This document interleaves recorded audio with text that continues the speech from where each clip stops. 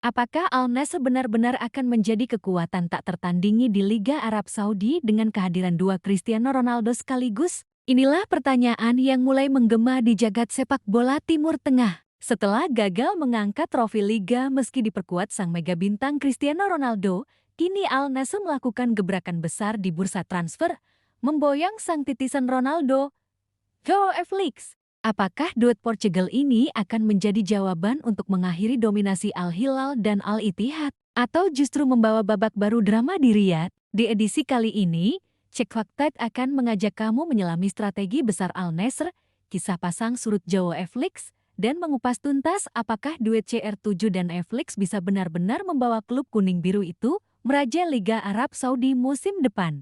Fakta, strategi, dan peluang akan dikupas hingga tuntas. Siapkan kopi kamu, karena cerita ini lebih panas dari gurun Riyadh. Al Nassr bukan klub sembarangan. Sejak berdirinya pada tahun 1955, klub asal Riyadh ini telah mencatatkan sejarah panjang di kancah sepak bola Asia dan Timur Tengah. Namun, sejak kedatangan Cristiano Ronaldo pada akhir 2022, klub ini tidak hanya menjadi pusat perhatian di Saudi Pro League, tetapi juga di seluruh dunia. Namun, kenyataan pahit menyambut langkah besar itu. Meskipun CR7 tampil produktif secara individu, klub belum juga meraih trofi Liga Utama. 2 musim telah lewat, dan yang didapat hanyalah gelar runner-up, dibayangi oleh Al Ittihad dan Al Hilal. Kini, mereka tidak ingin sejarah berulang. Musim 2025-2026 adalah musim segala atau tidak sama sekali.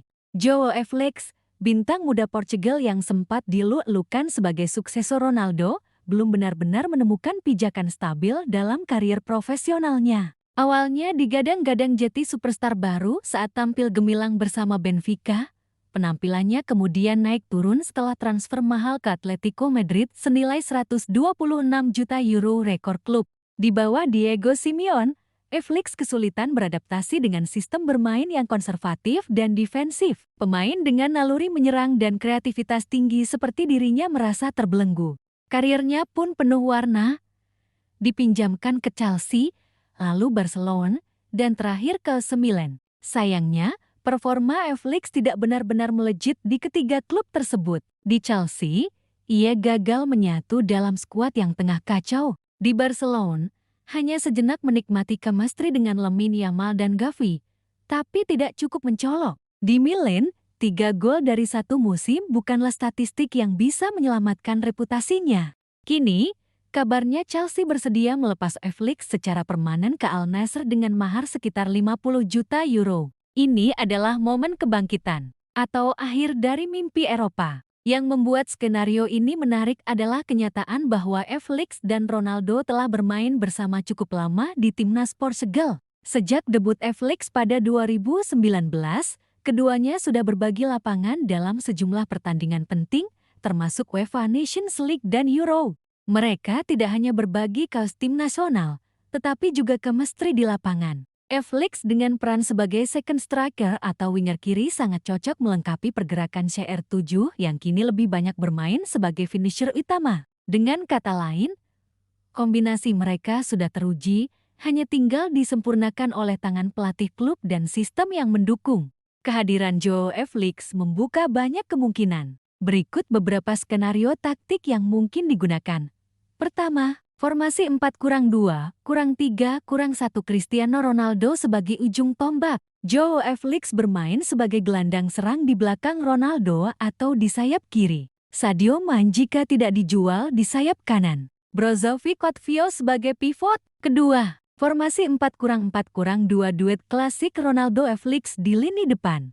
Memaksimalkan kombinasi pengalaman dan kreativitas serta pressing dari depan. Ketiga, formasi 3-4-3 kombinasi 3 penyerang, Felix Ronaldo Mane. Dukungan dari 2 wingback ofensif seperti Ghislain Conan dan Sultan Al-Ghanam. Apapun formasinya, keberhasilan akan sangat bergantung pada chemistry yang terbangun serta instruksi pelatih Luis Castro. Dampak kedatangan Felix ke Al Nassr pertama. Ekspektasi supporter dan sponsor. Fans Al Nassr tentu senang dengan gebrakan ini. Mereka berharap Joao Felix bukan hanya gimik pemasaran, tapi benar-benar menjadi katalis juara. Ditambah dengan nilai jual globalnya, kedatangan Netflix akan mendongkrak penjualan merchandise, tiket, hingga daya saing sponsor. Kedua, persaingan di lini serang. Kehadiran Netflix bisa mengancam pemain seperti John Duran, Talisca jika masih bertahan, atau Abdul Rahman Gharib. Ini akan memicu rotasi dan kompetisi internal yang sehat atau bahkan ketegangan. Ketiga, dampak ke timnas Portugal menarik juga melihat bagaimana kinerja Netflix di Arab Saudi akan memengaruhi statusnya di timnas. Apakah pelatih Roberto Martinez akan tetap memanggilnya jika performanya konsisten di Liga Saudi? Kompetisi Saudi Pro League bukan lagi liga asing yang luput dari radar. Kini, kompetisi ini dipenuhi bintang top dunia seperti Karim Benzema, Neymar, Sergej Milinkovic-Savic, Riyad Mahrez, dan N'Golo Kante. Namun, kekuatan uang tidak menjamin gelar. Faktanya, Al-Ittihad 2022-2023 dan Al-Hilal 2023-2024 yang keluar sebagai juara, meskipun Al-Nassr punya CR7. Taktik dan kedalaman skuad bukan sekadar nama besar yang menentukan.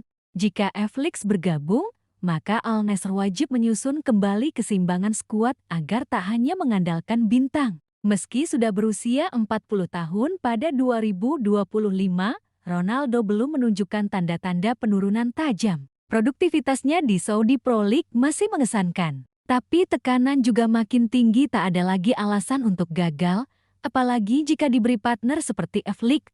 Apakah Ronaldo masih bisa memimpin tim ke gelar juara? Ataukah era Netflix harus segera dimulai? Secara teori, duet Cristiano Ronaldo dan Joao Netflix adalah perpaduan antara pengalaman dan kreativitas. Namun, kenyataan di lapangan tidak selalu sesuai dengan ekspektasi. Banyak hal harus dipastikan.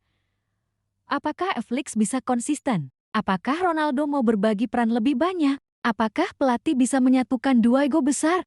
Satu hal pasti, jika Netflix datang, Liga Saudi akan semakin panas. Ini bukan sekadar pembelian biasa. Ini adalah taruhan besar Al-Nassr demi mengakhiri paceklik juara. Musim 2025-2026 adalah musim penentu bagi Al-Nassr. Jika gagal juara lagi meski punya dua Ronaldo, maka mungkin sudah saatnya membangun ulang dari nol.